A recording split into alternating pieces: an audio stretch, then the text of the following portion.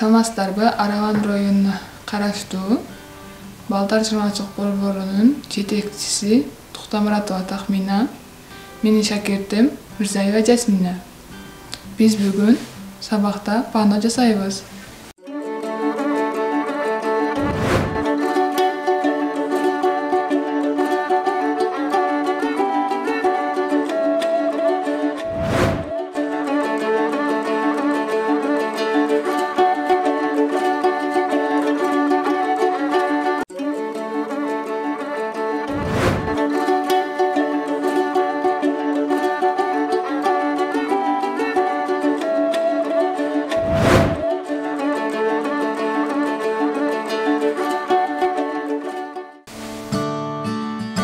Панога керектелүүчү бизге чопо керек болот. Анан бизге керектелүүчү бул жерде бычагынын өзүбүздүн чопонун инструменттери бар, каражаттары.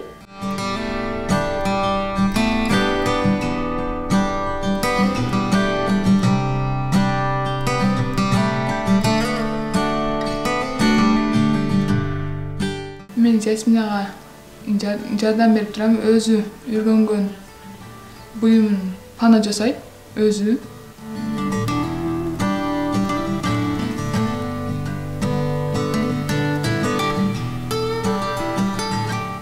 Биринчи биз чопон жайып алабыз. Буну өтө калың эмес, өтө жука эмес жайышыбыз керек. Эгерде жука жайып койсок, бул жарылып кетиши мүмкүн же бышыргандан кийин сынып калышы мүмкүн. Өтө жука болсо, өтө калың болсо биздин гүлүбүз мындай тарелкага окшоп, анан пано окшошпой калат. Ошого орточо жайыш керек.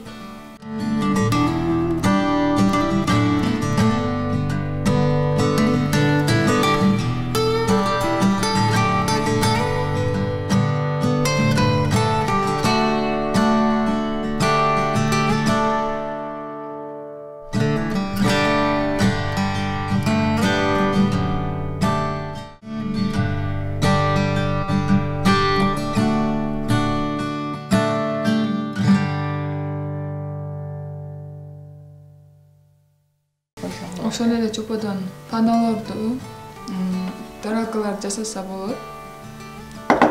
Ар кандай жасаса болот, бул сүрөттү ар кандай тартса болот. Чоподон пано эле эмес, тарелкалар жасаса болот. Бул көлдүн чүрүлгөн сүрөтү.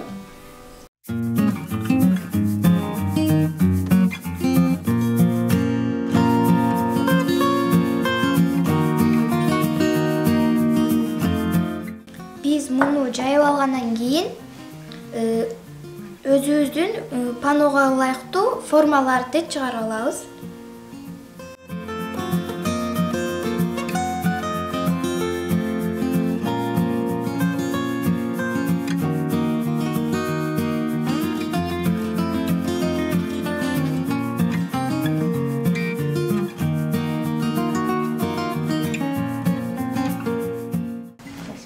Эми бунун чекелерин мынтип жаап чыгышыбыз керек. Бул чекеси ачылып калса, бул чекесинде пышканда чекесинде учтуу болуп калат. Ошого бунун чекесин кырын жоготуп чыгабыз.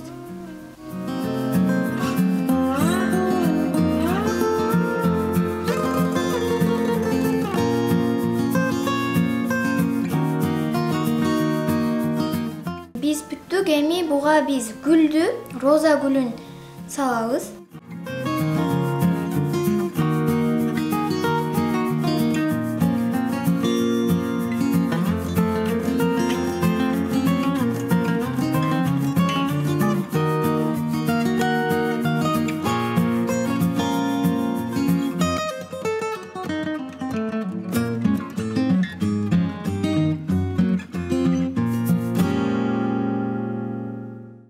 Мен чопо илимине катышканыма 1 жыл болду. Мен 1 жылдын ичинде панолорду, бооз үйдү, жаныбарларды жасашты үйрөндүм.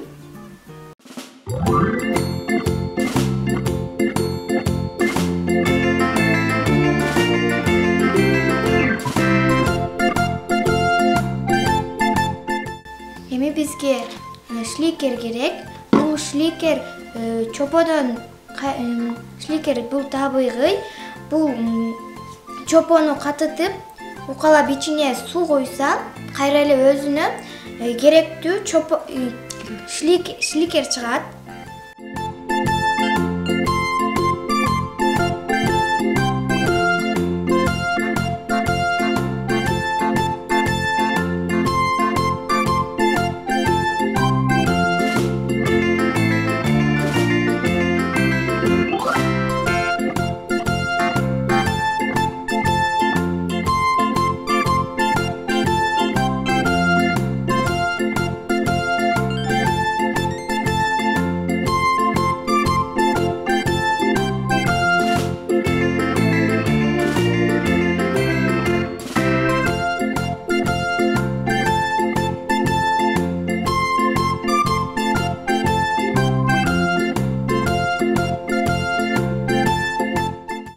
Бир гана чоподон роза эмес, мен азыр бул чоподон гүлдөрдүн жайына ромашка гүлүн да кошом. Анын үчүн бизге ушундай чопон алып, тегеректи алабыз.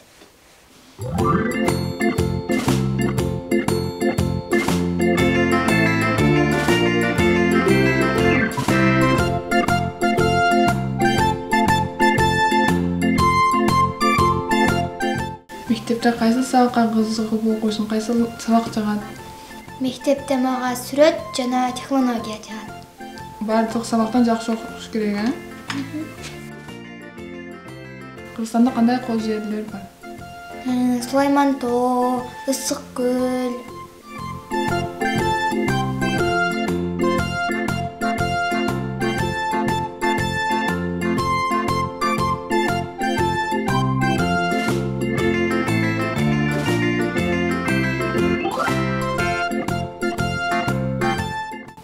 Биз бунун сабын жасап бүттүк. Будан кийин бизге бул гүлдөргө жалбырак жасаш керек.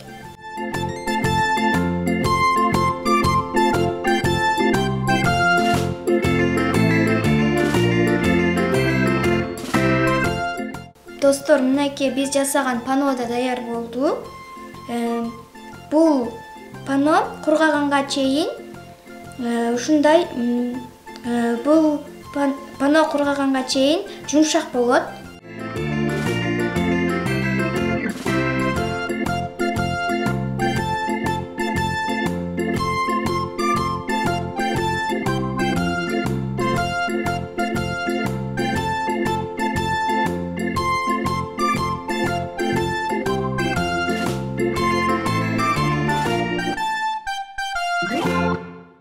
Жасминанын жасаган паносунда көп болдуңуздар.